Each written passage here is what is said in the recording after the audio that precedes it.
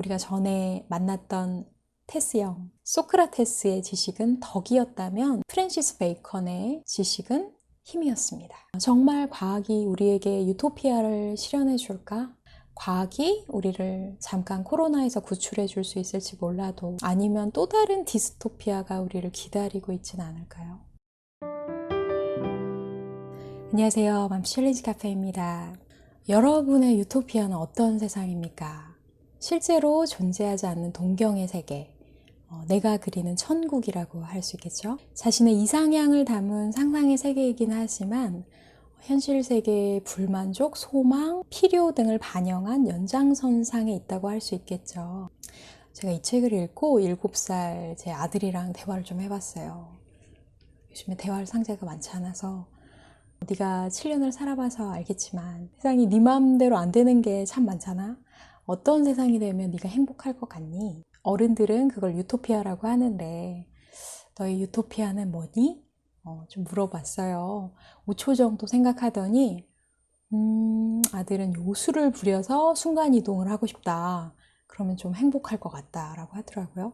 이 말인 즉슨 코로나 때문에 집에만 틀어박혀 있어야 하고 보고 싶은 할머니, 할아버지, 친구들 한테 순간이동으로 바로 가고 싶은 그런 현실 세계의 불만족과 그 욕구를 표현한 이상향이라고 저는 엄마로서 해석했습니다. 오늘 소개해드릴 책은 프란시스 베이컨의 새로운 아틀란티스입니다. 그가 꿈꾸던 완벽한 유토피아는 어떤 세계였는지 살펴보도록 하겠습니다. 인문학의 여러 분야가 있잖아요. 역사, 언어, 문예, 철학, 종교 등등. 그 중에 이해는 둘째치고 먼저는 읽어야 되잖아요. 그래서 읽는데 무난한 장르가 문예, 즉 소설이나 시. 오늘 소개해드릴 책도 소설에 속하는 인문고전인데요. 90페이지가량의 짧은 소설로 인문학 입문자들에게 추천하는 소설이어서 읽어봤어요. 먼저 스토리는 심플합니다. 바다를 표류하던 배가 다행히도 한 섬을 발견하게 되는데 36년 동안 외부와 단절된 벤살렘이라는 섬나라였어요. 이 섬나라 사람들은 아주 품위 있고 이들을 아주 환대해주죠. 이 섬나라에 놀라운 점이 하나 있는데 보통 나라 간의 상호 교류를 통해서 정보를 교환하고 문명이 발달되잖아요. 그런데 이 섬은 외부에 전혀 알려지지 않았는데 이들은 다른 나라의 언어도 알고 문화적 정치적인 그런 상황들을 환하게 꿰뚫고 있는 거죠. 그 비밀에 대해서 알고 보니 솔로몬 확수론이라는 기관이 있었어요. 일종의 과학기술 연구소인데요. 여기서 선별된 12명의 회원이 전 세계 곳곳을 두루 다니면서 아주 비밀스럽게 다양한 정보를 수집해서 돌아오는 겁니다. 이들을 빛의 상인이라고 부르고 이 항해의 목적은 단순히 새로운 물건이나 기술을 가져오는 것이 아니라 신이 창조한 빛을 찾는 것이다. 서양의 고전 문학은 기본적으로 이렇게 기독교를 깔고 있죠. 아무튼 이렇게 새로운 문물을 다시 가져와서 다른 회원들이 이 섬나라 사람들의 삶의 질을 더 향상시키기 위해서 더 연구하고 실험합니다. 그래서 자신들의 연구 결과와 업적, 또 이로 인해서 백성들이 얼마나 윤택하고 풍요롭게 살고 있는지를 아주 장황하게 설명하죠.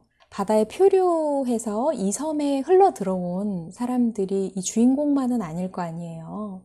그런데 이 섬이 워낙 살기 너무 좋으니까 다시 고국으로 돌아가는 일은 이제 흔치 않다라고 이야기합니다. 줄거리는 이렇게 단순하고요. 이 소설은 프랜시스 베이컨이 꿈꾸는 완벽한 과학적 유토피아를 그리고 있어요. 그가 그린 과학적 유토피아는 풍요의 왕국, 물질 문명의 왕국이죠. 이 소설의 배경을 살펴보자면요. 1627년에 출간되는데 그가 활동했던 시기가 중세에서 근세로 넘어가는 바로 르네상스 시대였어요. 종교적이고 도덕적인 인물들이 추앙받던 중세와 다르게 재기발랄하고 현실 세계에서 세속적인 성공을 거두는 사람들이 존경받는 시대가 르네상스죠. 이 소설에서 새로운 아틀란티스, 새로운 섬을 발견하는 것처럼 현실 세계에서도 콜럼버스가 신대륙을 발견해서 아주 현기증이 날 정도로 지리적으로나 문화적인 지평이 확대된 시기였고요. 사실 신대륙 발견은 경제적인 이유 때문이었다고 하는데요. 유럽에서 인도와 중국으로 가는 길목에 터키가 위치하고 있는데 이 터키가 그런 육상 무역로를 폐쇄시킨 거예요. 그 바람에 해상로를 개척해야만 하는 절박한 처지에 놓이게 된 거죠. 그래서 르네상스 시기의 학문은 이전의 책상 물림과는 다른 철저히 현실적이고 현실을 지배하고 움직이는 강력한 힘을 의미하는 것이었죠.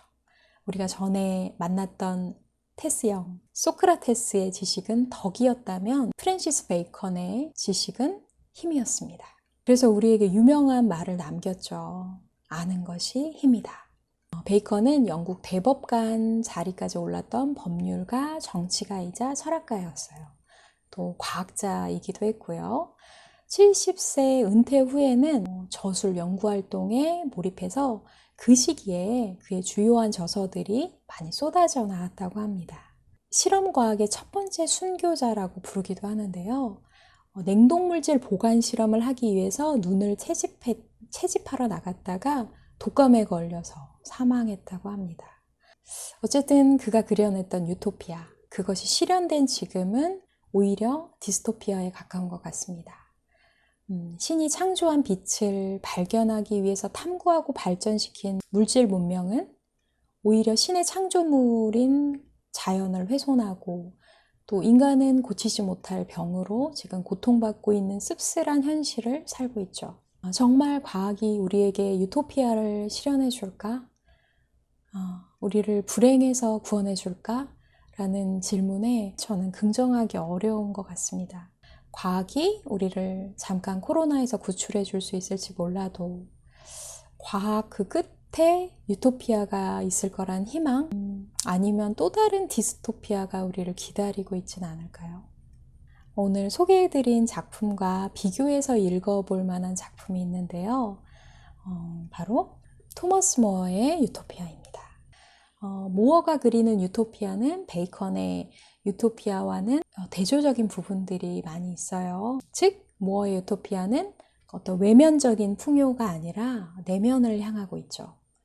다음 리뷰 때 좀 더 자세하게 비교해서 소개하도록 하겠습니다.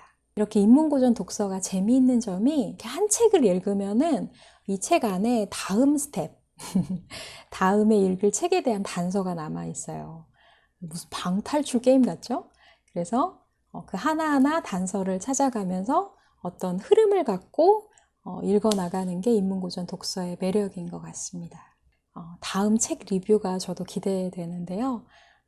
여러분 오늘도 서가 산책하시면서 즐거우셨기를 바랍니다. 도움이 되셨다면 좋아요와 구독 부탁드리고요.